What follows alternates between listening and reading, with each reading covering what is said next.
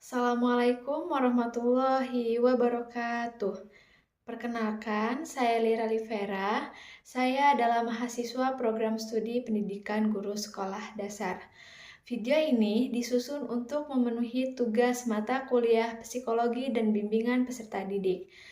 Adapun tema yang akan dibahas dalam video ini yaitu mengenai pembelajaran peserta didik. Jadi sebenarnya apa sih pembelajaran itu? Nah, dari sudut pandang psikologi, pembelajaran merupakan proses perubahan internal yang kompleks. Kenapa pembelajaran disebut sebagai proses perubahan internal? Karena perubahan yang terjadi saat seseorang menjalin proses belajar itu berlangsung di dalam diri. Bukan hanya soal bisa mengerjakan tugas atau menjawab pertanyaan, tapi lebih pada bagaimana seseorang mulai melihat sesuatu dari sudut pandang yang berbeda, berpikir lebih dalam atau merasa lebih termotivasi.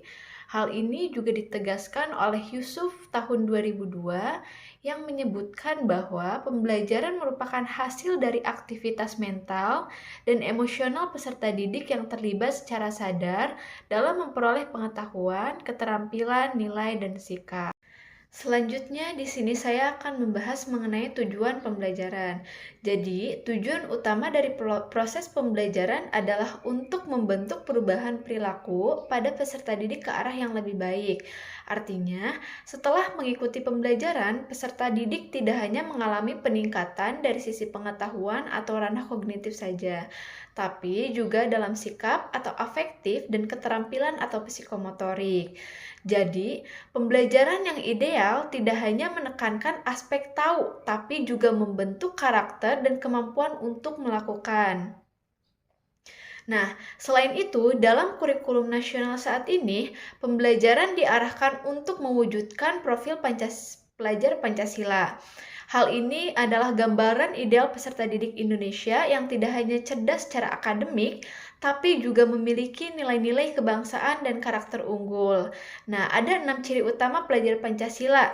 Yang pertama adalah beriman dan bertakwa kepada Tuhan Yang Maha Esa, serta berakhlak mulia. Yang kedua, berkebinekaan global, artinya mampu bergaul di tengah keberagaman. Yang ketiga, mandiri, di mana siswa itu memiliki inisiatif dan tanggung jawab terhadap dirinya sendiri. Yang keempat, bernalar kritis, di mana siswa mampu berpikir logis dan analitis dalam memecahkan masalah. Yang kelima adalah kreatif, di mana siswa bisa menghasilkan gagasan atau karya baru. Yang keenam, bergotong royong, di mana siswa mampu bekerja sama dan menghargai kontribusi orang lain. Nah, dengan demikian, pembelajaran di sekolah tidak hanya menyiapkan peserta didik untuk ujian, tapi juga untuk hidup masyarakat sebagai individu yang utuh dan berkarakter. Selanjutnya, di sini saya akan membahas mengenai komponen penting dalam pembelajaran. Yang pertama adalah peserta didik. Di mana mereka merupakan pusat dari seluruh kegiatan pembelajaran.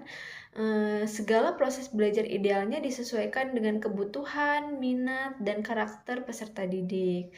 Lalu ada pendidik. Pendidik berperan sebagai fasilitator sekaligus pembimbing, di mana keberhasilan pembelajaran sangat dipengaruhi oleh keterampilan, sikap, dan pendekatan yang digunakan oleh pendidik. Selanjutnya adalah materi pembelajaran. Materi ini merupakan isi atau tahap ajar yang harus disampaikan. Materi yang baik adalah yang sesuai dengan tujuan, relevan dengan kehidupan peserta didik, dan mudah dipahami. Kemudian ada metode dan strategi pembelajaran. Ini adalah cara atau pendekatan yang digunakan untuk menyampaikan materi. Strategi yang tepat akan membuat proses belajar lebih menarik dan efektif. Lalu berikutnya yaitu media dan teknologi. Media pembelajaran termasuk teknologi dapat membantu menjelaskan materi secara visual dan interaktif, sehingga pembelajaran menjadi lebih menarik dan mudah dipahami. Dan yang terakhir adalah lingkungan belajar. Lingkungan yang mendukung baik secara fisik maupun psikologis akan menciptakan suasana yang aman dan kondusif bagi proses belajar mengajar. Selanjutnya saya akan membahas mengenai ciri-ciri perilaku hasil belajar. Nah, yang pertama itu adalah perubahan yang terjadi bersifat permanen. Artinya, apa yang telah dipelajari tidak mudah hilang dan tertanam dalam ingatan jangka panjang. Selanjutnya, yang kedua yaitu perubahan dapat diukur dan diamati, di mana hasil belajar tampak nyata dan bisa dinilai melalui tindakan atau karya. Yang ketiga, terjadi karena usaha sadar, artinya proses belajar terjadi karena kemauan dan kesadaran diri, bukan karena kebetulan. Yang keempat, menunjukkan kemajuan dan pengembangan diri. Artinya, hasil belajar memperlihatkan adanya peningkatan kemampuan atau sikap. Dan yang terakhir yaitu mencerminkan pencapaian tujuan pembelajaran.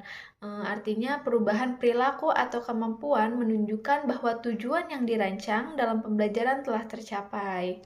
Nah, pembahasan terakhir yaitu mengenai teori-teori pembelajaran. Yang pertama itu teori behavioristik, di mana teori ini menekankan bahwa pembelajaran adalah perubahan perilaku yang dapat diamati dan diukur.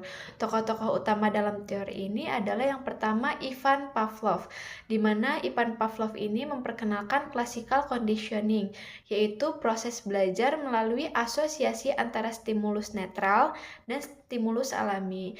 Contohnya, guru membunyikan lonceng setiap kali pelajaran dimulai. Nah, lama-kelamaan siswa akan otomatis siap belajar begitu mendengar suara lonceng, meskipun belum ada instruksi lain. Yang kedua ada John Watson, di mana dia ini mengembangkan teori Pavlov dengan menyatakan bahwa semua perilaku, termasuk emosi, dapat dijelaskan lewat stimulus dan respon tanpa melibatkan proses mental internal.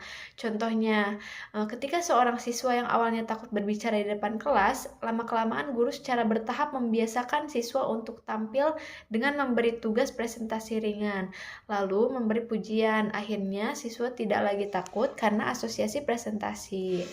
Nah, yang ketiga itu ada Edward Thorndike. Dengan law of effect-nya menjelaskan bahwa perilaku yang diikuti konsekuensi menyenangkan cenderung diulang, sedangkan yang diikuti konsekuensi tidak menyenangkan cenderung dihindari. Contohnya, siswa yang menjawab soal dengan benar diberi pujian atau bintang. Karena merasa senang, siswa terdorong untuk terus belajar dan menjawab soal lainnya. Yang terakhir ada B.F. Skinner, di mana B.F. Skinner ini mengembangkan teori operant conditioning yang menekankan penguatan dan hukuman untuk membentuk perilaku, terutama melalui penguatan positif. Contohnya, guru memberikan poin atau hadiah kecil bagi siswa yang menyelesaikan tugas tepat waktu. Hal ini mendorong siswa untuk lebih disiplin karena mereka tahu perilaku tersebut akan diberi imbalan. Baik, yang kedua itu ada teori kognitif, di mana teori kognitif ini menekankan bahwa belajar melibatkan proses mental seperti berpikir, memahami, mengingat, dan memecahkan masalah. Fokus utamanya adalah bagaimana informasi diproses dalam pikiran siswa tersebut. Nah, tokoh-tokohnya itu yang pertama ada Jean Piaget, di mana Jean Piaget ini menyatakan bahwa anak belajar melalui tahap perkembangan kognitif dari sensori motor hingga operasional formal.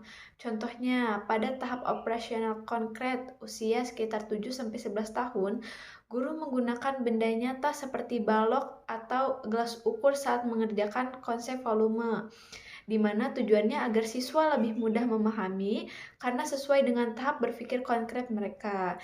Yang kedua ada Lev Vygotsky.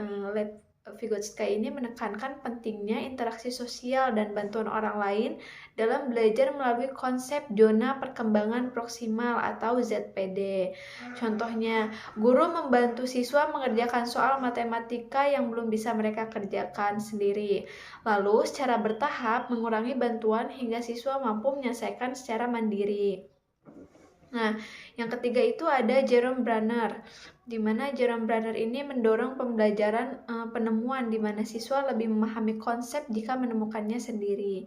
Contohnya, saat belajar tentang hukum fisika, guru tidak langsung menjelaskan rumus, tapi mengajak siswa melakukan eksperimen sederhana, lalu membimbing mereka menarik kesimpulan sendiri dari hasil percobaan.